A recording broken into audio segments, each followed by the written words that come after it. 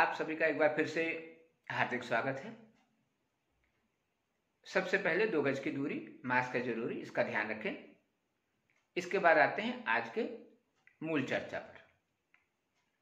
आज के चर्चा का विषय है शनि ग्रह के प्रभाव, किस भाव में होने पर क्या प्रभाव हो सकता है, उसके सकारात्मक प्रभाव क्या होते हैं और नकारात्मक प्रभाव क्या होते हैं, इसके विषय में विस्तृत जानकारी दूंगा। एक बार ध्यान रखिए, अगले वीडियो में शनि के ग्रह से राशि के अनुसार किन राशि वालों को क्या उपाय करना चाहिए जिससे शनि की कृपा आपको प्राप्त होती रहे, उसको विधिवत जानकारी दूंगा। फिलहाल इस वीडियो में शनि के भाव के अनुसार, यानी किस भाव में शनि है तो क्या सकारात्मक प्रभाव हो सकता है और क्या नकारात्मक प्रभाव हो सकता है। वैसे इनका नाम ही ऐसा है कि नाम लेने मात्र से ही आदमी की मनोवृत्ति अपने आप ही खराब होने लगती है। भले ही आपके कुंडली में शनि अच्छे ही क्यों न बैठे हों या उचित स्थान पर ही क्यों न बैठे हों, किंतु यदि किसी को सिर्फ यह पता चल जाए कि उसके ऊपर शनि का प्रभाव है, उसी समय व्यक्ति हतोत्साहित हो जाता है। वह यह भी जानने का कोशिश नहीं करता है कि शनि का प्रभाव तो है, किंतु सकारात्मक या नकारात्मक, इसको जानने के पहले ही व्यक्ति हतोत्साहित हो जाता है और अपने आप को सबसे दुखी व्यक्ति समझने लगता है। सबसे पहले यह समझते हैं कि शनि का स्वभाव क्या है। वैसे शनि ग्रह को पश्चिम दिशा का स्वामी, कृष्ण वर्ण, वायु तत्व प्रधान, शत्रु, मृत्यु, कर्म और व्यय भाव के कारक के रूप में भी जाना जाता है। सप्तम भाव में शनि बली होते हैं और चंद्रमा या किसी अन्य वक्री ग्रह के साथ यदि बैठे हों तो चेष्टा बली का प्रभाव देते हैं।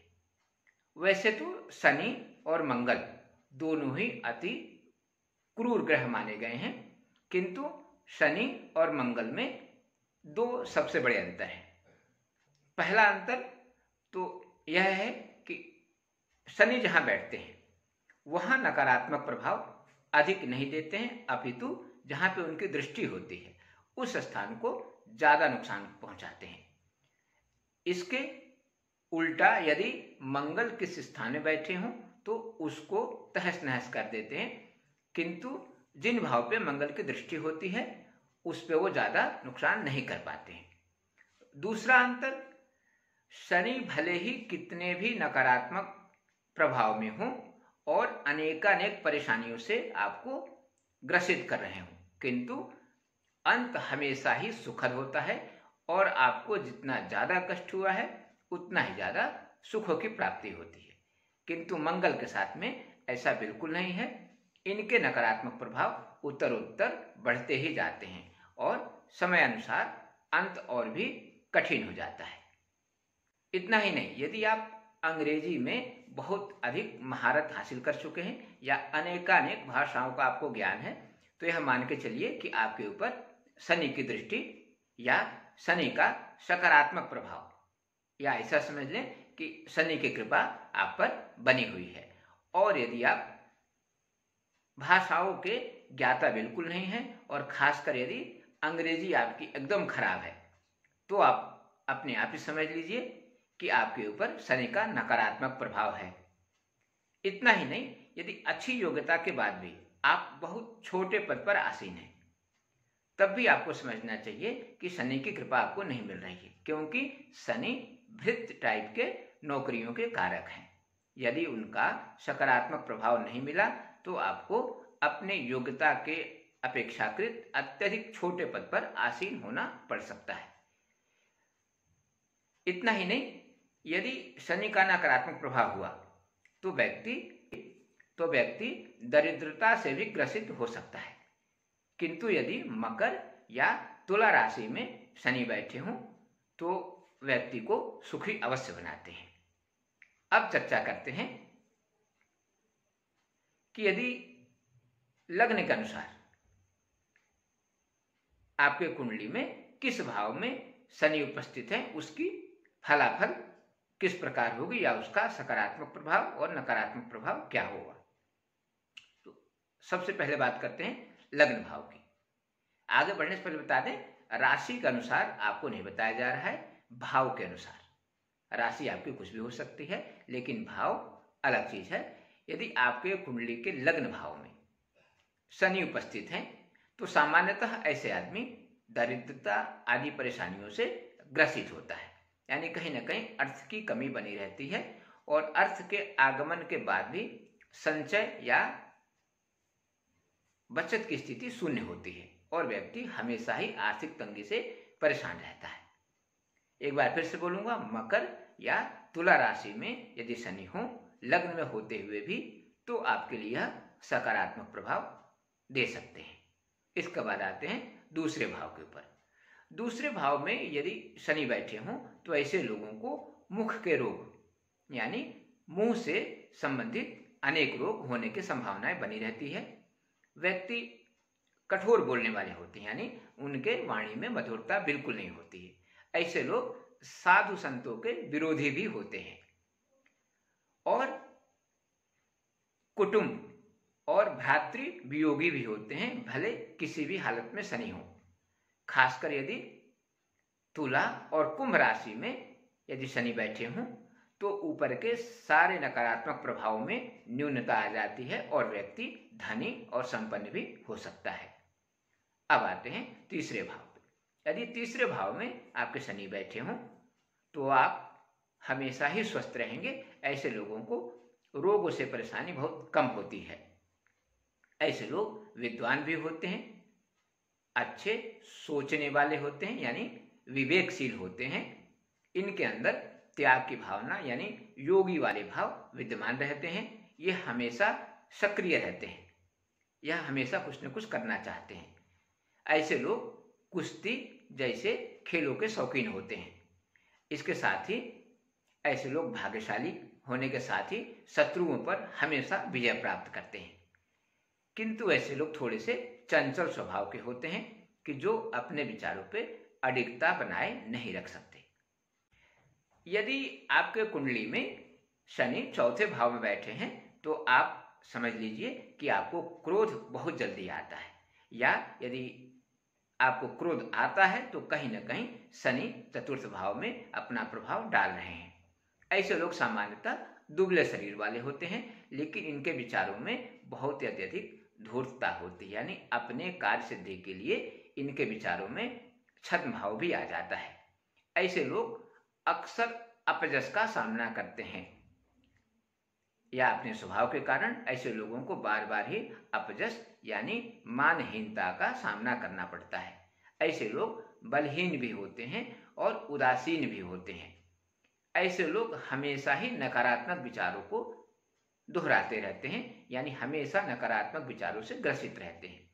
ऐसे लोगों को वात और पित्त रोग शीघ्रातिशीघ्र ग्रसित कर लेते हैं। इन सब के बाद भी ऐसे लोग भाग्यशाली अवश्य होते हैं।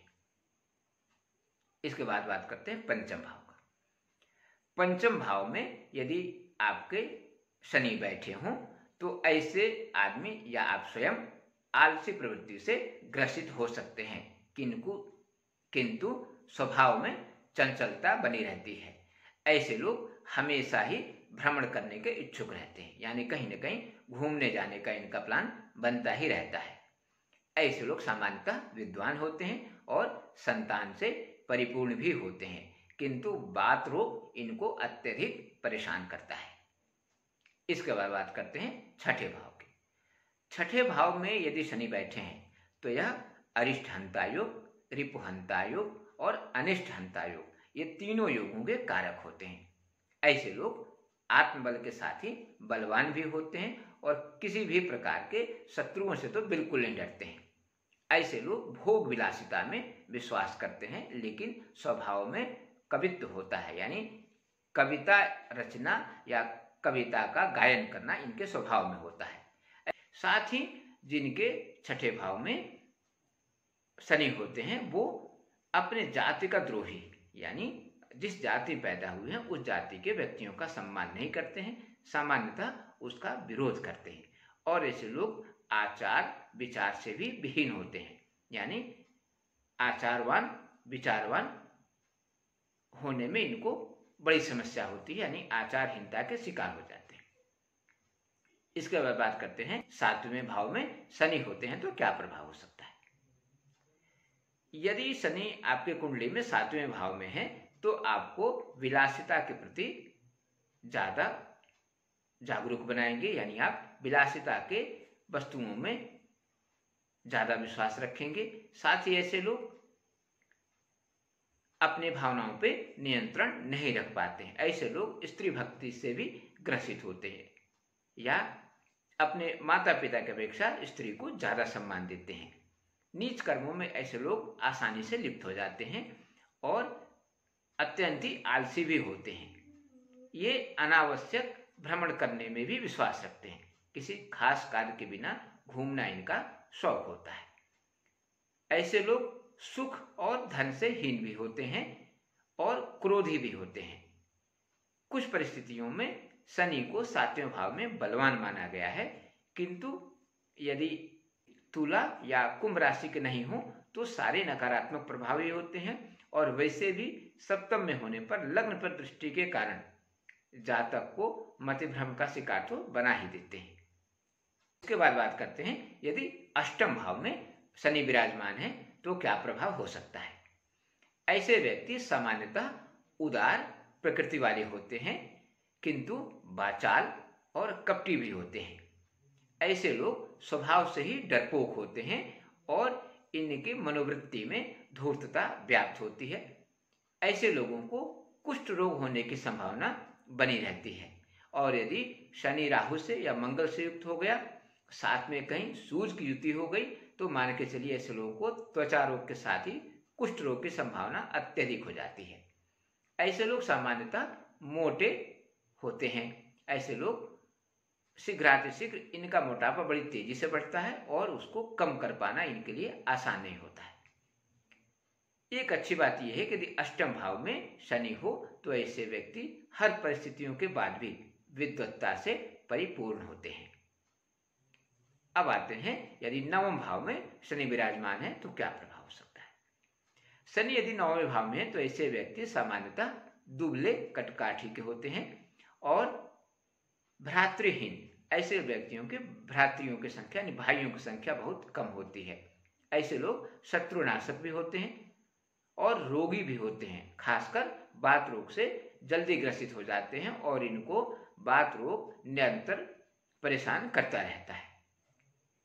ये लोग भ्रमणशील भी होते हैं, खासकर विदेश यात्रा के शौकीन होते हैं और ऐसे लोगों को विदेश यात्रा के कई मौके भी मिलते हैं।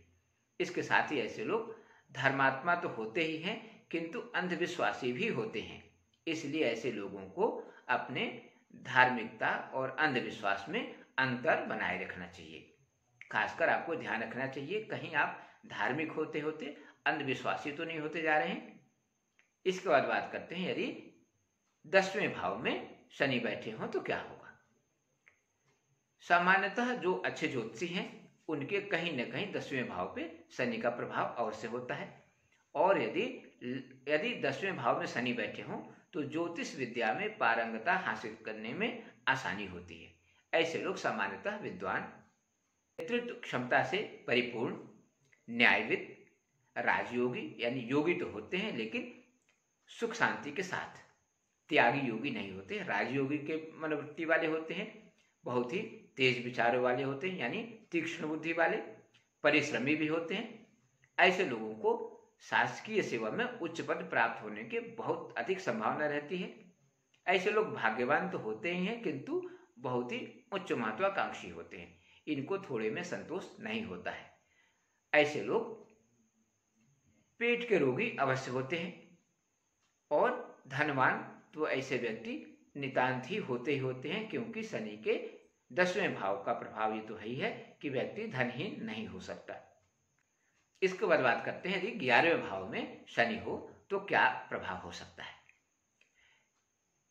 ऐसे व्यक्ति बलवान तो होते ही हैं, व्यवसायी मनोवृत्ति के भी होते हैं, ऐसे लोग दीर्घायु अवश्य होते हैं, नीतिवान भी होते हैं। ऐसे लोग नीति बनाने में बहुत तीक्ष्ण होते हैं, यानी ऐसे लोग यदि राजनीति में हो तो चाणक्य का काम कर सकते हैं। ऐसे लोग परिश्रमी तो होते ही हैं, लेकिन चंचल स्वभाव के होते हैं, इनमें एकाग्रता की थोड़ी कमी हो जाती है। ऐसे लोग रोगहीन होते हैं, ऐसे लोगों को रोग बहुत कम होते हैं, लेकिन पुत्रहीनता की भी संभावना बनी रहती है, क्योंकि ऐसे व्यक्ति कन्या के आकांक्षी होते हैं। इनकी इच्छाएं कन्याओं के प्रति ज्यादा होती है और कन्याओं का बहुत सम्मान करते हैं। इसके बाद बात करते हैं 12वें भाव में यदि शनि व्याप्त हो या शनि बैठे हो तो उसका क्या प्रभाव हो सकता है। यदि आपके कुंडली में शनि 12वें भाव में बैठे हैं तो ये मान के चलिए आप अक्सर रोग से ग्रसित रह सकते हैं। आपको बुरे बुरे व्यसन यानी मद्यपान या अन्य नशा का आदत हो सकता है। ऐसे लोग अक्सर मिथ्या कार्यों में व्यय करते हैं, खर्च तो करते हैं लेकिन हमेशा अनावश्यक कार्यों में। ऐसे लोग आलसी भी होते हैं, अति विश्वासी भी होते हैं, यानी किसी के ऊपर जब विश्वास करेंगे तो आंख मूंद के विश्वास करेंगे, लेकिन जब विश्वास नहीं करेंगे तो किसी सच्चे व्यक्ति पर भी विश्वास नहीं करेंगे। ऐसे लोग थोड़ी सी कठोर प्रवृत्ति के होते हैं और कठोर भाषी भी होते हैं, यानी अंदर भी कठोरता होती है और वह वाणी में भी झलकती है। ऐसे लोग आमतौर पे मामा को कष्ट देने वाले होते हैं, यानी जिनके 12वें भाव में शनि बैठा हो, ऐसे लोगों के कार्य प्रणाली के कारण इनके मामा को अवश्य कष्ट होता है। ये ध्यान रखिए, शनि की यदि स्थिति बहुत अच्छी है या यदि शनि के ऊपर शुभ ग्रहों की दृष्टि है या शुभ ग्रह से युक्त है तो यह सारे नकारात्मक या सकारात्मक प्रभाव आंशिक रूप से परिवर्तित हो जाते हैं। यानी यदि नकारात्मक प्रभाव है तो वह बहुत ही छोटे स्वरूप में होगा और यदि सकारात्मक प्रभाव है तो वह अति प्रभावशाली होगा।